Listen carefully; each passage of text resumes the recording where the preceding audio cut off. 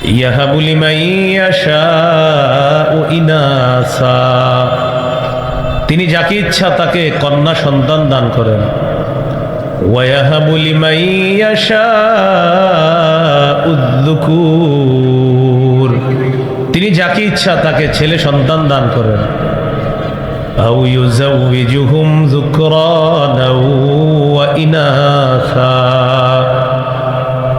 তিনি কাউকে ছেলে মেয়ে উভয়টা দান করেন। ওয়ায়াজআলু মান ইয়াশাউ আকীমা, তিনি যাকে ইচ্ছা তাকে বন্ধা বানান। এই আয়াত থেকে আমরা বুঝতে পারলাম মেয়ে দেয় আল্লাহ, ছেলে দেয় আল্লাহ, ছেলে মেয়ে উভয়টা আল্লাহ দান করেন। আয়াত থেকে আজকের আলোচ্য বিষয় আমরা নির্ধারণ করব। সিরাতের আলোকে একজন আদর্শ সন্তান কিভাবে গঠন করব আমরা, এটা আমাদের আলোচ্য বিষয়। মেয়ে হোক ছেলে হোক, এটা আল্লাহ পাক রব্বুল আলামিনের পক্ষ থেকে নেয়ামত, শুকরিয়া আদায় করা। খুব মনোযোগ সহকারে শুনবো, তারা আমাদের কাছে কি কি পাওনা, কি অধিকারগুলা পায়, কোরআন সুন্নাহের আলোকে আমরা জানবো ইনশাআল্লাহ।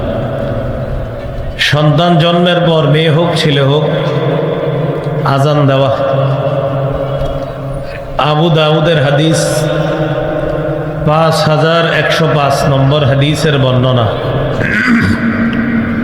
عن عبيد الله بن أبي رافع رضي الله تعالى عنه قال رأيت رسول الله صلى الله عليه وسلم أذن في أذن الحسن بن علي بن أبي طالب رضي الله عنهما حين ولدته فاطمة رضي الله تعالى عنها بالصلاة।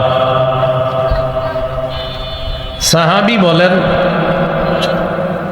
যেদিন হযরত ফাতেমা রাদিয়াল্লাহু তাআলা আনহা তার সন্তান হযরত হাসান রাদিয়াল্লাহু তাআলা আনহুকে জন্ম দিলেন, সেদিন আমি নবীকে দেখলাম নামাজের যে আজান মুয়াজ্জিন সাহেব দেন, নবীকে দেখলাম হযরত হাসানের কানে অবিকল নামাজের আজানের মতো আজান দিতে দেখলাম। এই গেল এক নম্বর অধিকার, আজান দেওয়া।